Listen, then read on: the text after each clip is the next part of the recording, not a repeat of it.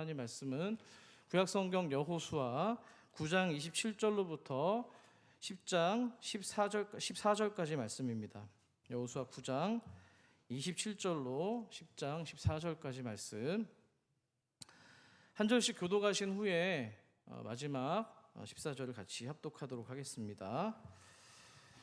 27절입니다. 그날에 여호수아가 그들을 여호와께서 택하신 곳에서 회중을 위하여 여호와의 제단을 위하여 나무를 패며 물을 깃는 자들로 삼았더니 오늘까지 이르니라. 그때 여호수아가 아이를 빼앗아 진멸하되 여리고와 그 왕에게 행한 것 같이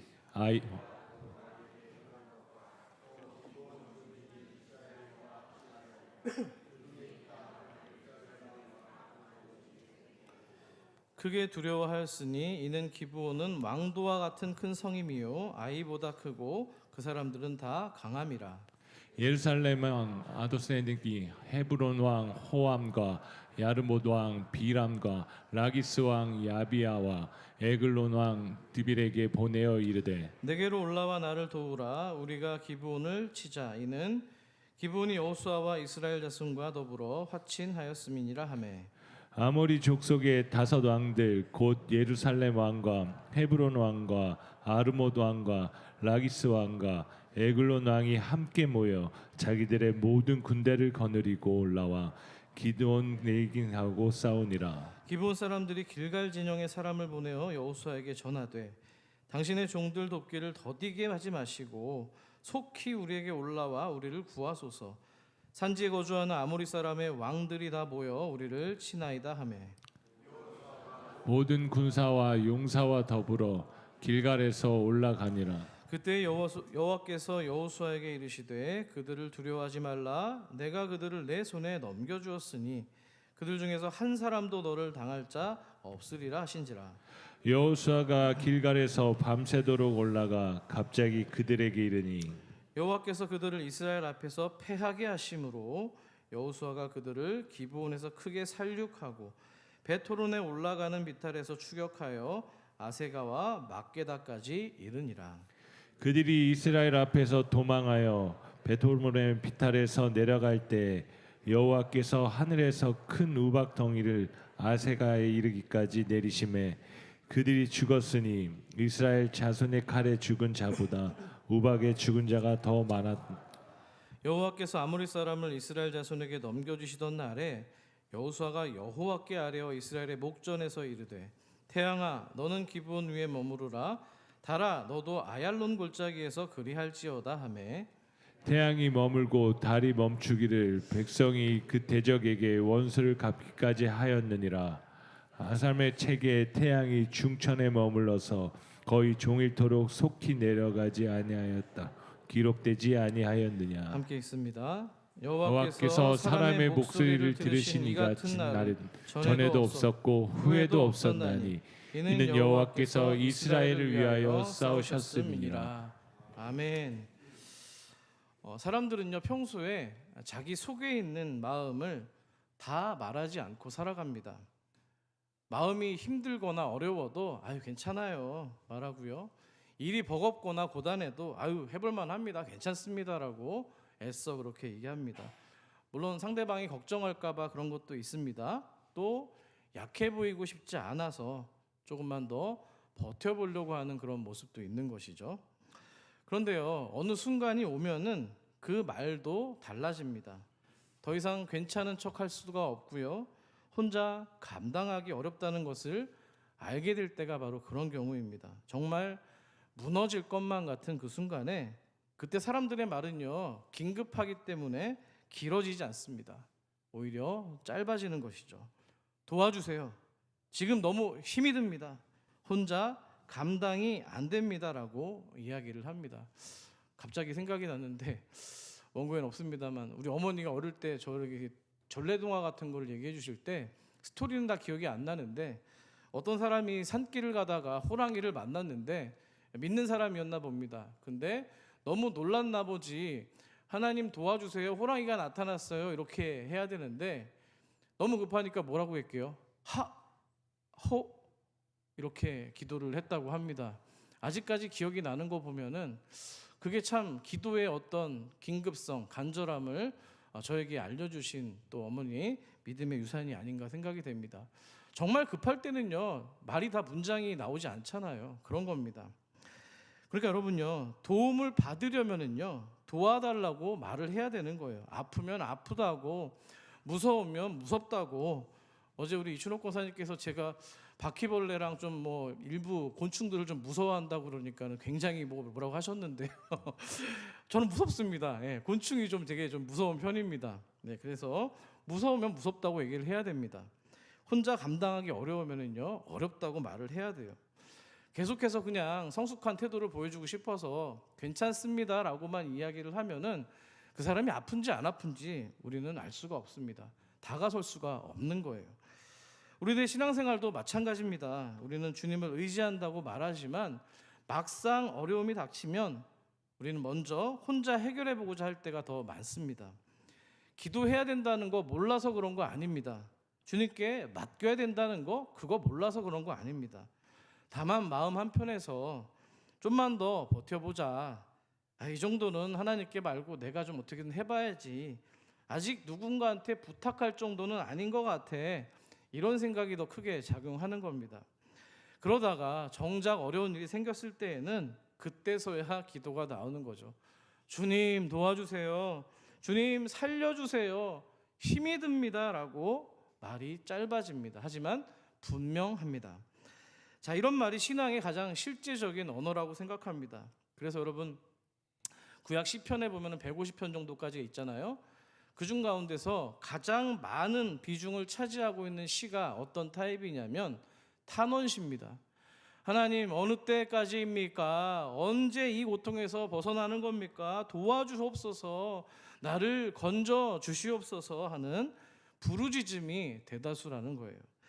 자, 그러니까요, 도움을 받는다는 일은 대단한 어떤 말을 잘해서도 아니고 그냥 여러분에게 있는 형편을 고스란히 그대로 있는 그대로 올려드리는 데서 시작되는 겁니다.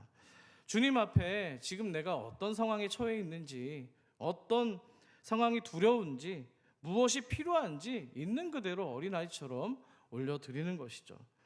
그런 짧은 고백 가운데서 아까 하호 이렇게 말씀드렸습니다만 그렇게 기도할 때 내가 내 힘을 붙들던 자리에서 내려와서 비로소 주님 손에 맡길 수 있는 믿음이 시작되는 겁니다. 아멘이십니까? 오늘 본문에 등장하고 있는요, 기브온 사람들도 바로 그런 순간을 경험하게 됩니다. 본문을 보다가 참 은혜가 됐습니다. 이방인들이죠. 하나님 믿는 사람들이 아닙니다. 자, 여러분들이 지난 시간에 빠진 분도 계시고 듣지 못한 분들을 위해서 또 오늘 본문의 내용의 이해를 돕기 위해서 지난 시간 말씀을 잠깐 아주 빠르게 정리해 보도록 하겠습니다. 앞서 여호수아 9장에서 가나안 왕들은 서로 힘을 합쳐서 이스라엘과 싸우려고 합니다. 왜 그랬습니까? 이스라엘 백성들이 여리고와 아이성을 점령했다는 소식을 들었던 거예요. 두려웠던 거죠. 하지만 그 가나안의 히위 족속이라고 있는데요, 그 가운데 기브온 사람들은 그들과는 다른 선택을 합니다.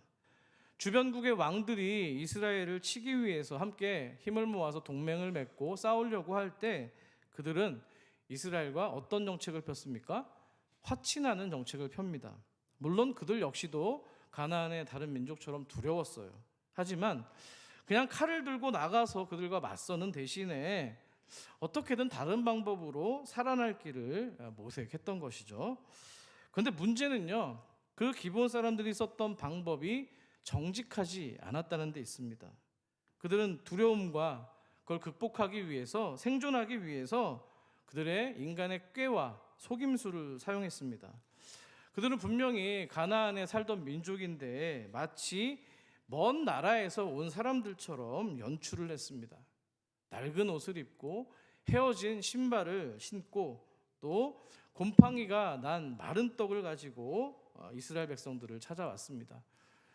이방인 가나안 사람들이면은 왜 그랬죠? 화친을 맺을 수가 없었기 때문입니다. 그런데 여러분, 저는 여기서요, 우리가 쉽게 기브온 사람들을 비난할 수 없다고 저는 생각합니다. 만일 그들이 있는 그대로 솔직하게 우리 이 땅에 거주하는 가나안 족속입니다.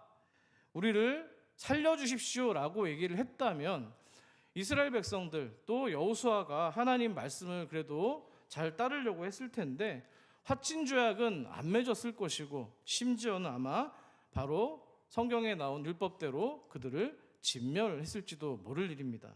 자, 그렇기 때문에 그들이 왜 그런 거짓말을 동원했는지 우리는 충분히 헤아려 볼 수가 있는 것이죠. 죽음 앞에서 사람은 누구든지 어떻게든 살 길을 찾기 마련이기 때문입니다. 살고 싶은 마음 때문에 낡은 옷과 낡은 신발, 곰팡이가 난 떡을 가지고 이스라엘 백성들 앞에 나아간 거예요. 하지만 길게 가지 못했습니다. 그들의 거짓말이 결국 탄로가 났는데요. 그들이 먼 나라 사람들이 아니라 인근에 있던 가나안 족속이었던 것이 밝혀진 겁니다. 자, 그렇다면 그것을 깨닫게 된 이스라엘 백성들과 또 리더였던 여호수아는 어떤 결정을 내렸을까요? 우리 화면을 통해서 9장 22절 23절을 한 목소리로 같이 읽겠습니다. 시작. 어찌하여 심히 먼 곳에서 왔다고 하여 우리를 속였느냐. 그러므로 너희가 저주를 받나니 너희가 대를 이어 종이 되어 다 내 하나님의 집을 나무를 패며 물을 깃는 자가 되리라 하니. 아멘. 성경 두세요. 자, 거짓이 드러났습니다. 밝혀진 것이죠. 성경은 그들의 거짓말에 대해서 가볍게 넘기지 않습니다. 화면 아까 그대로 띄워주십시오. 너희가 뭐라고 되어 있어요? 저주를 받는다라고 분명히 기록하고 있습니다. 단순한 책망이 아닙니다. 분명히 저주라고 하는 무거운 판결을 그 족속에게 내린 겁니다. 물론 기본 사람들은 살아남았습니다. 하지만 예전과 같은 신분으로 돌아가지는 못했어요. 왜냐하면 이스라엘 안에서 대를 이어서 23절에도 나와 있습니다만 뭐가 됐어요? 종으로 섬겨야 됐기 때문입니다. 그들이 거짓말을 통해서 살고자 했던 그 선택 때문에 죽음 가운데서 건진받은 것은 감사한 일인데 분명히 거짓말한 것에 대해서 속인 것에 대해서는 대가 지불이 뒤따랐다는 것이죠. 그런데 여러분 이 판결을 가만히 들여다보면은 저주로만 끝나지 않는 겁니다. 화면에도 나와 있습니다만 문장의 시작은 저주였습니다.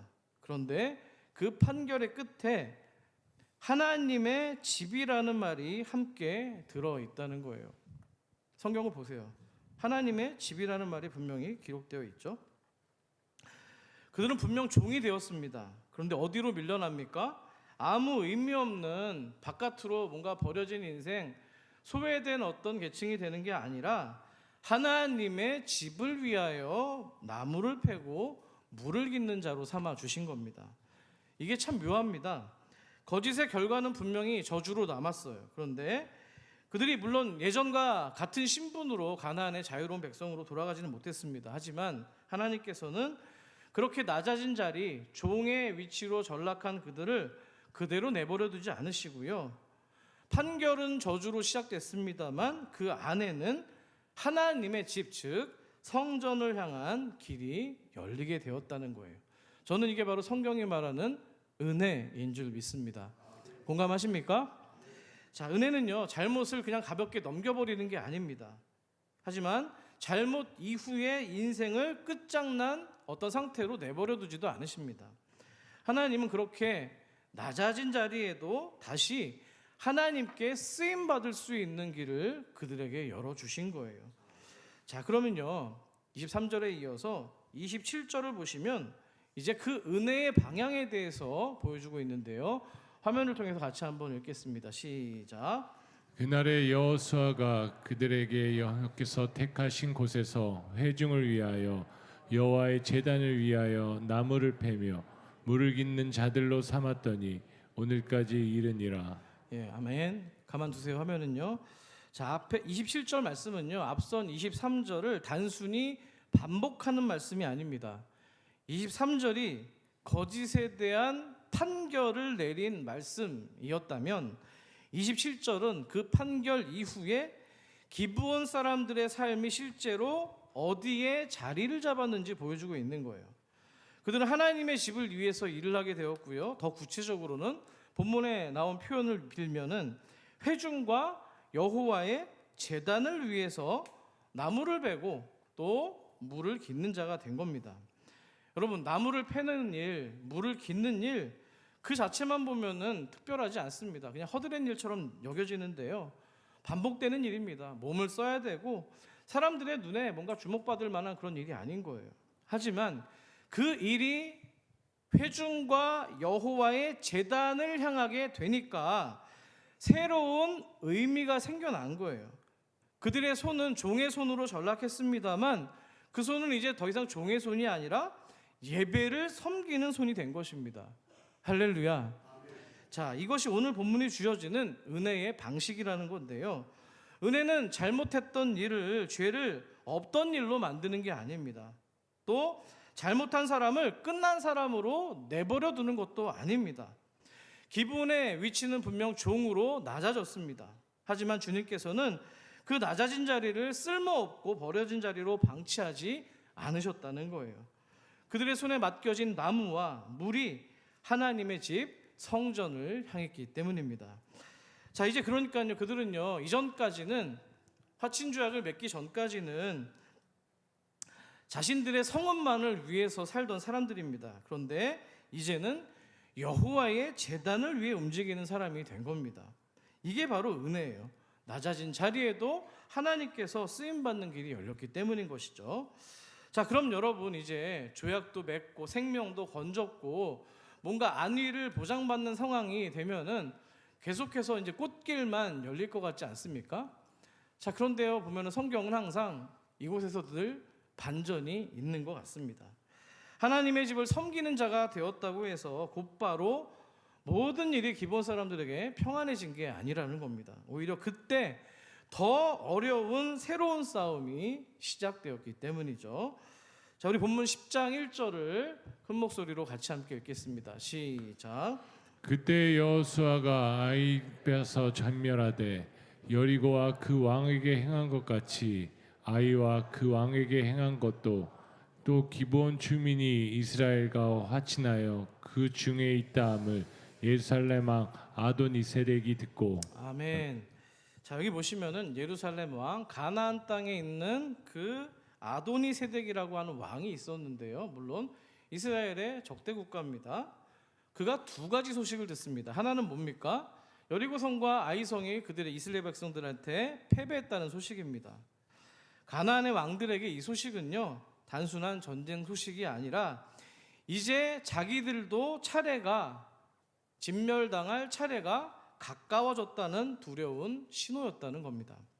자, 그런데 이 아도니색 왕이 두 번째 소식을 들은 게 있습니다. 기브온 주민이 이스라엘과 화친을 맺어서 본문에 있는 표현을 빌면은 그 중에 있다라는 소식을 듣게 된 것이죠.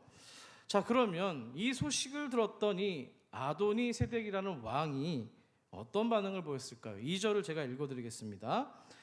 크게 두려워하였으니 이는 기브온은 왕도와 같은 큰 성읍이요 아이보다 크고 그 사람들은 다 강함이라. 예루살렘 왕 아도니세덱은 두려워합니다. 기브온은 작은 마을이 아니었던 거예요. 본문에 보니까 왕도와 같은 큰 성이라고 되어 있잖아요. 왕이 거주하는 성읍처럼 규모와 힘을 가진 도시였다는 겁니다. 그런데 비교 대상이 주어졌습니다. 어디보다 컸다고요? 좀 전에 점령했던 아이성보다 컸다는 거예요. 사람들도 굉장히 강력했다고 기록하고 있어요. 그런 기브온이 누구랑 화친을 맺은 거예요?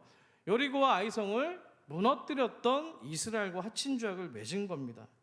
아니, 여리고성과 아이성을 물리쳤던 이스라엘도 두려워 죽겠는데 큰 성읍 기브온마저도 이스라엘과 한편이 되었다고 하니까 이 아도니세덱 왕이 두려움이 찾아올 수밖에 없던 겁니다. 자, 그러자 이 아도니세덱 왕뿐만 아니라 기브온을 바라보던 주변 국가들의 시선 또한 달라지기 시작합니다. 본문 5절을 보시기를 원합니다. 같이 한번 읽어보겠습니다. 시작. 곧 예루살렘 왕과 헤브론 왕과 야르봇 왕과 라기스 왕과 에글론 왕이 함께 모여 자기들의 모든 군대를 거느리고 올라와 기브온에 대진하고 싸우니라. 아멘. 자, 화면을 보시면은 하이라이트 쳐진 부분이 있습니다. 가나안의 아모리 족속의 5 왕들이 자신들의 모든 군대를 이끌고 올라와서 누구와 대진하고 있다고 기록하고 있죠? 기브온과 대진하고 있다고 기록합니다. 다른 이유가 있었던 게 아닙니다. 그들이 이스라엘과 화친을 맺었다는 그 사실 때문에 그들과 전쟁을 하려고 했던 거예요. 자, 이걸 보면은요, 우리들의 신앙의 현주소를 살펴볼 수가 있습니다. 우리가 하나님과 뭔가 더 친밀해지고 하나님께 좀 더 가까이 가면은 모든 일이 원만해지고 편해지는 게 아닙니다. 오히려 진짜 싸움은 그때부터 시작이 되는 거예요. 아까 제가 광고 때 중보기도와 전도할 때 영적 공격이 있다고 말씀드리지 않았습니까? 똑같은 겁니다. 예배를 회복하려고 하는데 마음이 더 분주해집니다. 기도하려고 하는데 오히려 생각지 않았던 걱정들이 막 밀려오기 시작합니다. 말씀대로 살려고 하니까는 내가 드린 시간, 내가 드린 재정, 내가 드린 어떤 육체적인 헌신, 이게 갑자기 손해처럼 보이는 그런 마음이 찾아옵니다. 마찬가지입니다. 지금 기본 족속이 화친을 했는데 전쟁을 만났습니다. 하나님의 집을 섬기는 자리로 옮겼는데 포위를 당합니다. 아니, 예배드리는 제단 곁에 섰는데 5 왕이 죽이겠노라고 찾아온 겁니다. 하지만 그럼에도 불구하고 중요한 건 그 싸움이 이제 더 이상 기브온 혼자만의 감당해야 되는 싸움이 아니었다는 겁니다. 왜냐하면 그들은 이제 하나님의 언약 아래에 있는 사람들이 되었기 때문입니다. 자, 이 기본 족속들이 이스라엘과 어쨌든 간에 거짓말을 했는데 이스라엘 백성들이 하나님께 묻지 않아서 그냥 체결하게 된 조약이었잖아요. 그런데 누구 앞에서 한 조약이었습니까? 하나님의 이름을 걸고 한 조약이었다는 거예요. 그렇기 때문에 하나님이 당신의 이름을 걸고 맺은 조약이기 때문에 빠져나갈 수가 없는 겁니다. 자, 그런 측면에서 6절을 보시면은요, 기본 사람들의 언어가 달라진 점을 여러분들이 발견할 수 있습니다. 오늘 설교의 어떤 가장 중요한 문을 여는 말씀인데요. 6절 말씀도 함께 읽겠습니다. 시작. 기브온 사람들이 길갈 진영에 사람을 보내어 여호수아에게 전하되 당신의 종들 돕기를 더디게 하지 마시고 속히 우리에게 올라와 우리를 구하소서. 산지에 거주하는 아모리 사람이 왕들이 다 모여 우리를 치나이다 하매. 자, 기본 사람들의 말이 길지 않습니다. 이번에도 낡은 옷을 가져오거나 낡은 신발을 가져오거나 곰팡이가 난 떡을 가져오지 않습니다. 자기들을 거짓말로 포장하거나 사람들로 하여금 다르게 보도록 어떤 장치도 없습니다. 다만 지금은 간단합니다. 우리를 도와주소서, 우리를 구원하소서. 그들이 처한 위기가 그 짧은 말 안에 담겨 있는 것이죠. 자, 기본 사람들 생각해 보세요. 처음 이스라엘 백성들을 찾아올 때 거짓말로 자신을 숨겼습니다. 먼 곳에서 왔다고 뻥을 쳤습니다. 그런데 이젠 다릅니다. 우리가 위험합니다. 우리에게 올라와서 구해달라고 묻고 있는 거예요. 간청하고 있는 거예요. 여전히 두려움이 있어요. 5민족이 찾아왔잖아요. 그런데 기본 사람들의 두려움의 방향이 달라진 겁니다. 전에는 자신을 감추게 했던 그 두려움이 이제는 이스라엘 백성들에게 화친을 맺은 그 하나님께 도움을 구하는 간청의 기도가 된 것인 거예요. 아멘이시죠? 여기에 바로 오늘 설교 제목이 담겨 있습니다. 그래서 한 목사가 제목을 위해서 엄청 애를 쓰지 않습니까? 주보를 한번 보실까요? 그래서 한번 읽읍시다. 제목을 한번 같이 읽었으면 좋겠습니다. 같이 읽습니다. 시작. 은혜 받은 2절 인생입니다. 1절에서는 기본 족속들이 처음 이스라엘 백성들을 찾아온 것을 1절이라고 합시다. 두려움이 자신을 숨기는 말이 됐다는 거예요. 그런데 2절에서는 지금 그 두려움이 도움을 구하는 말로 변화가 일어났습니다. 1절에서는 그들이 살기 위해서 거짓말로 꾸몄는데 2절에서는 이제 살기 위해서 있는 그대로 간구하고 있습니다. 1절에서는 자기 힘으로 어떻게든 길을 만들어 보려고 모색을 했습니다만 2절에서는 자신이 속한 언약의 자리로 근거로 도움을 구하고 있다는 거예요. 이게 중요한 겁니다. 이 말씀을 보다가 갑자기 찬송가 370장 주 안에 있는 나에게 이 찬양이 떠올랐습니다. 우리 성도님들 신방하면은 우리 어르신 구역 같은 경우는 그냥 18번으로 나오는 찬송가입니다. 자, 이 찬송의 1절을 보시면요, 이런 가사가 있죠. 주 안에 있는 나에게 딴 근심 있으랴.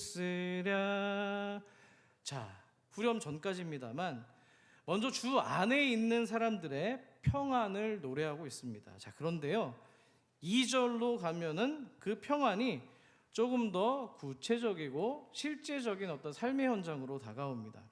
우리 화면을 통해서 2절을 후렴 전까지만 한번 불러보도록 하겠습니다. 시작. 그 두려움이 변하여 내 기도 되었고 전날의 한숨 변하여 내 노래 되었네. 아멘. 자, 그러니까요, 주 안에 있는 평안은 두려움이 전혀 없는 상태가 아닙니다. 한숨을 한 번도 쉬지 않은 삶이 아니고요, 분명 두려움과 한숨이 있습니다. 그런데 하나님의 은혜 안에서, 주 안에서 그 두려움이 뭐가 됐다고요? 기도가 되었고요, 그 한숨이 뭐가 되었다고요? 노래가 된 것입니다.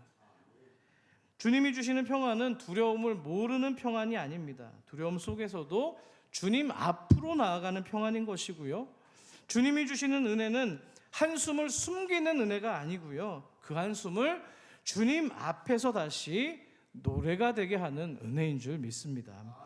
기본이 바로 그랬다는 거예요. 처음에는 그들의 두려움이 자신을 숨기는 말로 나타났습니다만, 먼 곳에서 왔습니다라고 얘기했지만, 이제 이스라엘과 화친조약을 맺고 난 다음에, 즉 하나님의 언약 아래 들어온 뒤에는 같은 두려움이, 그들을 위협하는 두려움이 다른 언어, 다른 말로 바뀌었다는 거예요. 5 왕들이 몰려올 때에 그들은 더 이상 이전의 낡은 옷과 낡은 신발과 그 곰팡이 핀 빵을 들고 나아가지 않고요, 있는 그대로 우리를 도와주세요, 우리를 구원해 주세요라고 간청하고 있는 거예요. 물론 상황이 바뀐 건 없습니다. 포위가 풀린 것도 아니에요. 그런데 달라진 것이 있다면, 이전에는 두려움 때문에 자신을 숨겼지만 이제는 그 두려움을 끌어안고도 도움을 구하는 사람이 되었다는 거예요. 아멘입니까? 자, 여러분, 은혜는요, 두려움을 없애기보다도 두려움의 방향을 바꾸어 주는 거예요. 숨게 하던 그 두려움을 이제 주님께 나아가는 기도로 바꾸어 주셨다는 겁니다. 이걸 보면서 구약의 한 인물과 신약의 한 인물이 그냥 자동만사적으로 떠올랐는데요, 참 말씀이 깊다라는 생각이 들었습니다. 구약의 대표적인 야곱을 한번 생각해 볼까요? 야곱의 인생, 그의 인생은요, 늘 붙잡는 인생입니다. 누구를 붙잡았습니까? 처음에 태어날 때부터 형의 발꿈치를 붙잡고 태어났고요, 장자의 명분을 붙잡고 또 축복을 얻기 위해서 아버지 앞에서도 누구로 변장해서 갔죠? 형 에서의 모습으로 털을 붙여가지고 변장해서, 그러니까 형의 이름을 빌린 겁니다.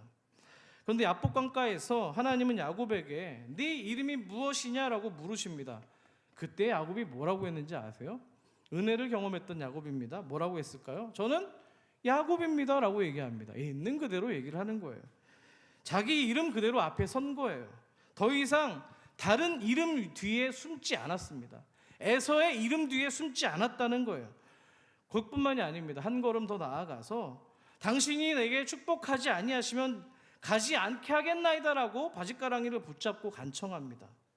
매번 속이고 꾸며서 얻으려던 인생이 이제는 하나님께 있는 그대로 간청하고 매달리는 인생으로 바뀌게 되었던 것이죠. 기본 사람들과 똑같지 않습니까? 맨날 나만 재밌는 것 같아요. 난 너무 재밌어요. 이게 똑같은 패턴이 있잖아요. 베드로도 마찬가지입니다. 베드로의 처음 1절의 말, 베드로 인생의 1절의 말이 어땠습니까? 다 버릴지라도, 김영준 간사가 예수님을 버릴지라도 한덕수 목사는 주님을 버리지 않겠습니다. 주와 함께 죽을지언정 주를 부인하지 않겠습니다 라고 얘기했던 그가 무너집니다. 3번이나 주님을 모른다고 했습니다. 그런데 부활하신 주님이 그를 찾아오셨죠. 그의 말이 달라졌습니다. 그렇게 자기 이름을 앞세우고 자신만만하던 그가 뭐라고 하냐 할까요? 너 나 사랑하냐고 물으니까 뭐라고 그랬을까요?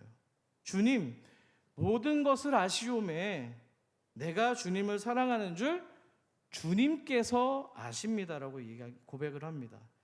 자기 자신을 장담하던 그 말에서 주님이 아신다는 고백으로 겸손하게 바뀌게 된 것이죠. 그렇습니다. 하나님의 은혜가 인생에게 찾아오면은요, 나를 증명하는 말은 점점 더 줄어들고요, 주님께 기대하고 주님만 바라보는 고백이 늘어간다는 거예요. 그리고 주님께서는 바로 그런 고백들 위에 당신의 사명을 맡겨주신다는 겁니다. 자, 그렇다면 이 여호수아는 기브온의 말을 듣고 어떻게 반응했을까요? 7절을 화면을 통해서 같이 한번 읽겠습니다. 7절 말씀 띄워주세요. 자, 그러면요, 성경을 좀 읽도록 하겠습니다. 같이 7절을 읽겠습니다. 시작. 여호수아가 모든 군사와 용사와 더불어 길갈에서 올라가니라. 아멘. 여호수아가 올라갑니다. 모든 군사와 용사들을 거느리고 길갈에서 올라갑니다. 이어지는 구절을 보면은요, 더 분명하게 말하고 있는데요. 다시 한번 읽어볼까요? 시작. 여호수아가 길갈에서 밤새도록 올라가 갑자기 그들에게 이르니. 밤새도록 올라갔습니다. 길갈은요, 자, 화면을 한번 제가 그림을 좀 준비해 봤는데요. 보시면은요, 어디 있어요? 요단 쪽에 있죠. 요단 계곡 쪽에 있었고요. 기브온 어디 있습니까? 보이십니까? 예루살렘 북서쪽 산지에 있던 성읍입니다. 직선거리로만 봐도 대략 25km 안팎이고요. 실제 산길로는 30km에서 40km가 좋게 넘는 길을 따라서 올라가야 했던 것이죠. 남자분들 우리 군에서 행군하고 구보하잖아요. 완전군장에서 구보하면 얼마나 발이 다 무르트고 물집 생기잖아요. 굉장히 힘든 길입니다. 더군다나 그 시대에는요, 지금처럼 길을 밝히는 가로등이 있었던 것도 아닙니다. 밤길입니다. 어둡습니다. 거친 산길이잖아요. 더군다나 군사들을 다 이끌고 가는 길이 굉장히 힘들었을 겁니다. 시야도 좁고 몸도 지치고 산짐승과 도적대들이 출몰하는 지역이었습니다. 근데 여호수아가 지체하지 않았습니다. 밤새 그 길을 올라간 거예요. 왜 그렇게 했을까요? 기브온이 예뻐서 그랬을까요? 반가운 사람이어서 그랬을까요? 아닙니다. 얼마 전까지만 해도 속임수로 이스라엘을 곤란하게 만들었던 사람들 아닙니까? 여호수아가 왜 이렇게 열심히 했을까요? 그들이 여호와의 이름 아래 들어온 사람이 된 거예요. 이스라엘과 화친을 맺은 거예요. 하나님의 집을 섬기는 자들이 된 거예요. 그러니까 여호수아의 밤길을 올라갔던 것은요, 감정으로 올라간 길이 아니라 하나님의 신실한 약속을 붙들고 걸어갔다는 길입니다. 이게 되게 중요한 거예요. 자, 여기서 여러분 저는요, 여러분 시야를 더 넓히셔서 높은 곳을 바라봐야 됩니다. 더 크신 여호수아가 있거든요. 여호수아라는 이름 많이 누누이 말씀드렸습니다. 여호와께서 우리를 구원하신다라는 의미를 담고 있잖아요. 신약에서 예수, 조슈아라는 이름 마찬가지로 똑같은 구원의 이름을 가지고 있습니다. 여호수아가 밤이 새도록 올라가서 기브온을 도왔다면 예수님은 우리를 위해서 더 깊은 인생의 밤 가운데 찾아오셨습니다. 우리는 기브온보다 더 복잡한 사람들입니다. 하나님 앞에서 죄와 죽음 아래 있던 소망이 없던 사람들이었기 때문이죠. 그런데 주님께서는요, 우리를 멀리서 바라보기만 하고 방치한 게 아니라 기브온에게 그런 기회를 주셨던 것처럼 우리에게 찾아오셨습니다. 우리가 뭔가 자격을 갖추었기 때문이 아닙니다. 먼저 은혜로 찾아와 주신 거예요. 약속을 하셨으니까 지키기 위해서 찾아오신 거예요. 여호수아가 올라갈 때 그래서 하나님이 이렇게 말씀합니다. 본문 8절을 함께 읽어주십시오. 화면 띄워주세요. 8절입니다. 시작. 그때 여호와께서 여호수아에게 이르시되 그들을 두려워하지 말라. 내가 그들을 내 손에 넘겨 주었으니 그들 중에서 한 사람도 너를 당할 자가 없으리라 하신지라. 아멘. 하나님께서 여호수아에게 두려워 말라고 얘기하십니다.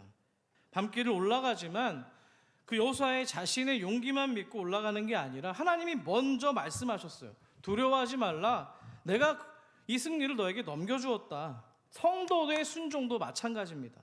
우리가 열심히 손과 발을 움직이지만 하나님의 말씀은 우리보다 먼저 우리가 걸어가야 될 사명의 길 위에 먼저 서 계시다는 거예요. 말씀 없이 움직이면은 내가 그냥 앞서가는 무의미한 길이 되지만 하나님의 말씀을 따라 움직이면 생명을 살리는 순종이 되는 줄 믿습니다. 이제 본문은요, 그 순종의 길 위에서 하나님이 어떻게 일하시는지를 보여주는데요. 여호수아는 밤길을 올라갔고요, 또 군사들은 따라서 지휘관을 따라 전쟁터 앞으로 나아갑니다. 그런데 이 싸움이 사람의 힘으로만 진행되지 않습니다. 10절을 한번 보시가요. 제가 읽어드리죠. 여호와께서 그들을 이스라엘 앞에서 패하게 하심으로. 자, 보세요. 여호수아가 싸우고 백성들 군사들이 움직였지만 성경은 전쟁의 주어를 누구에게 두고 있습니까? 여호와라고 돼 있잖아요. 여호와께서, 전쟁의 주도권이 누구한테 있다는 거예요? 여호와께 있다는 겁니다. 그래서 11절을 보시면 여호와께서 하늘에서 큰 우박을 내립니다. 봤더니 칼에 죽은 사람보다 이 우박에 죽은 사람이 더 많았다고 기록이 되어 있어요. 이스라엘은 땅에서 그들의 본분을 열심히 다했지만 하나님은 하늘에서 싸우고 계셨던 거예요. 아멘이십니까? 이 장면은요, 은혜 받은 성도가 어떻게 살아가야 될지를 보여주는 장면입니다. 은혜 받은 사람은 가만히 앉아만 있는 게 아니에요. 수동적으로 가만히 배 떨어질 때까지 가만히 있는 게 아니고요, 여호수아가 밤새도록 올라간 것처럼 본분을 다해야 되는 거예요. 군사들도 마찬가지로 자기의 위치에서 전쟁터에 서야 되는 거예요. 마땅히 해야 될 순종을 피하지 않았다는 겁니다. 그런데 동시에 그들은 알게 됩니다. 우리가 움직인다고 해서, 성실하다고 해서 모든 일이 우리의 힘으로 이루어지는 게 아니라는 겁니다. 사람이 감당해야 될 일이 있고 하나님만 여실 수 있는 길이 있다는 거예요. 사람이 들 수 있는 칼과 총이 있지만 하나님만 움직이실 수 있는 하늘의 전쟁이 있다는 겁니다. 아멘이십니까? 그렇기 때문에 믿음은 가만히 있는 것도 아니고요, 내 힘만 믿고 달려가는 것도 아니에요. 내가 걸어가야 될 마땅한 길을 걸어가되 그 길 위에서 우리 하나님이 싸우신다는 사실을 붙드는 것인 줄 믿습니다. 그리고 바로 그 싸움의 한복판에서 본문은 우리가 쉽게 지나칠 수 없는 장면을 보여주고 있습니다. 자, 우리 12절 말씀 화면을 통해서 마지막으로 같이 읽겠습니다. 시작. 여호와께서 아모리 사람을 이스라엘 자손에게 넘겨주시던 날에 여호수아가 여호와께 아뢰어 이스라엘의 목전에서 이르되 태양아 너는 기브온 위에 머무르다 달아 너도 아얄론 골짜기에서 그리할지어다 하매. 자, 오늘 본문 놀라운 장면을 보여주고 있습니다. 성경에 나오는 또 몇 안 되는 또 기적 가운데도 또 굉장히 놀라운 기적인데요, 태양이 머물고 달이 멈췄습니다. 전쟁의 시간까지도 하나님의 손 안에 있음을 보여주고 있는 거잖아요. 사람이 전쟁터에서 칼을 들었습니다만 하나님은 지금 천체 하늘의 시간까지도 붙들고 계셨던 거예요. 아멘이시죠?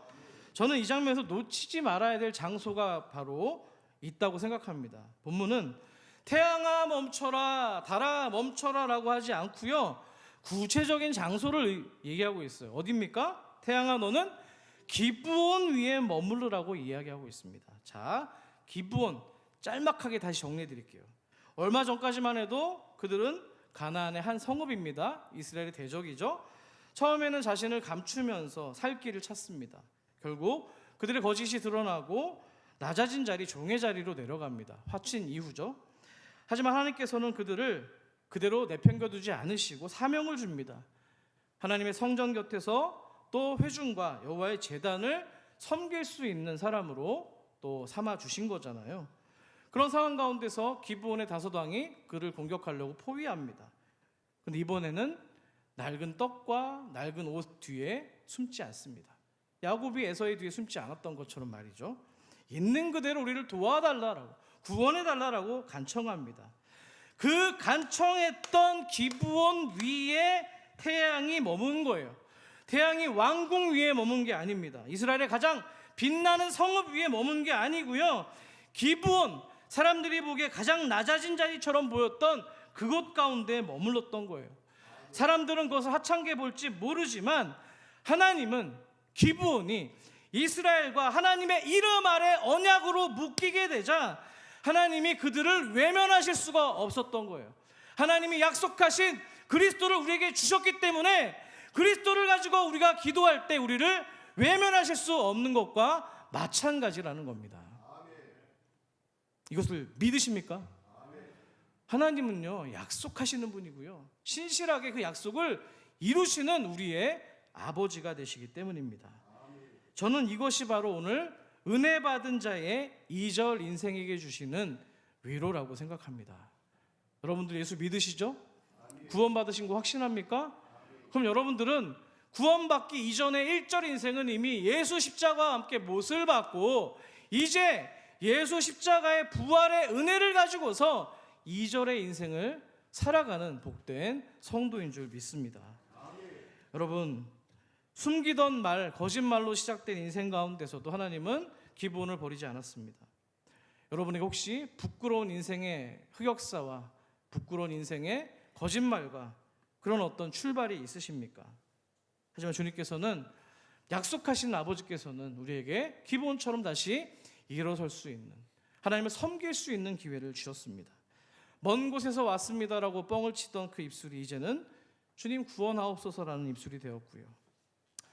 한 얘기만 하고 말씀했습니다. 십자가 옆에 강도가 생각이 납니다. 그도 처음부터 아름다운 고백을 한 사람이 아닙니다. 그의 1절 인생이 어땠습니까? 강도입니다. 빼앗는 사람입니다. 마태복음과 마가복음을 보시면은 처음에 그가 십자가에 달린 또 다른 강도와 함께 예수님을 저주합니다. 비방합니다. 굉장히 막 이렇게 말을 꼬면서 비판하잖아요. 근데 죽음의 시간이 다가올수록 그 가운데 한 사람의 강도의 말이 달라집니다. 처음에는 그를 조롱하던 입술이었는데요, 나중엔 주님을 향해서 말합니다. 예수여, 당신의 나라에 임하실 때 나를 기억하소서. 죽어가는 그 순간, 꾸밀 시간, 거짓말할 시간, 변명할 시간도 없었잖아요. 자기 인생을 구구절절하게 길게 설명할 시간이 없어요. 마지막 자리에서 주님께 자신을 맡긴 겁니다.